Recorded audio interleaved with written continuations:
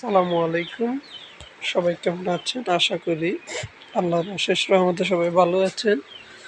তো আজকে কথা বলবো আমার এই ২টা ষাঁড় গরু কিন্তু অনেক শুকিয়ে যাচ্ছে, এই ২টা নিয়ে। তো বিশেষ করে মূল সমস্যাটা এদের হচ্ছে এদের কৃমির সমস্যা। তো আমরা ইনশাল্লাহ এদেরকে কৃমির ওষুধটা খাওয়াই দিয়ে এরপরে আমরা এদেরকে লিভার টনিক, ক্যালসিয়াম, জিঙ্ক দিয়ে দিব ইনশাল্লাহ। আশা করি 10-15 দিনের মধ্যে ঠিক হয়ে যাবে।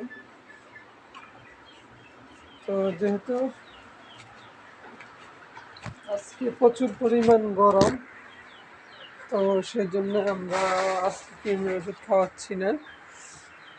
যখন একটু বৃষ্টি হবে, ঠান্ডা পড়বে, তখন ইনশাল্লাহ আমরা এদেরকে কৃমির ওষুধ খাওয়াই দিব এবং লিভার টনিকটা করাই দিব।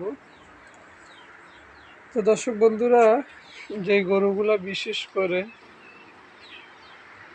দেখবেন চারমাগুলো একটু মন্দা মন্দা এবং উজ্জ্বল থাকবে না, ওই গরুগুলা বুঝবেন যে আপনার কৃমির সমস্যা থাকতে পারে। বিশেষ করে কিরে তুই যে পানি খাস না, তো বিশেষ করে যেহেতু আমাদের অনেক দিনের অভিজ্ঞতা, তো আলহামদুলিল্লাহ আলহামদুলিল্লাহ আমরা আমাদের গরুগুলাকে এইভাবে ভালোভাবে যত্ন নিয়ে থাকি। যাই হোক, আলহামদুলিল্লাহ আমাদের গরুগুলা এই মোটামুটি সবগুলোরই কৃমির ওষুধ খাওয়াইছি, এদেরকেও খাওয়াইছি, হয়তো এদেরকে ধরে নাই। তো সেই ক্ষেত্রে কৃমি প্রধান সমস্যা গরুর। কৃমি যদি মুক্ত না করেন, গরু যতই খাওয়ান স্বাস্থ্য কিন্তু হবে না। আর সবসময় ঘর পরিষ্কার পরিচ্ছন্ন রাখতে হবে।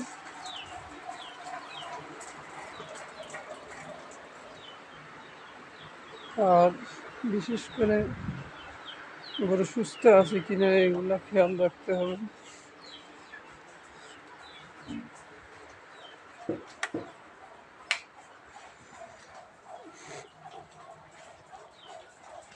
যে আমরা দেখতে দেখতে আমাদের কালো গরুটা আজকে হঠাৎ করে পানি খায় নাই। এদিকে আসো, এদিকে আসো। ওরে, তো জ্বর, কালা হাতের তো জ্বর আই গেছে, এই কারণে তো যে পানিও খায়নি।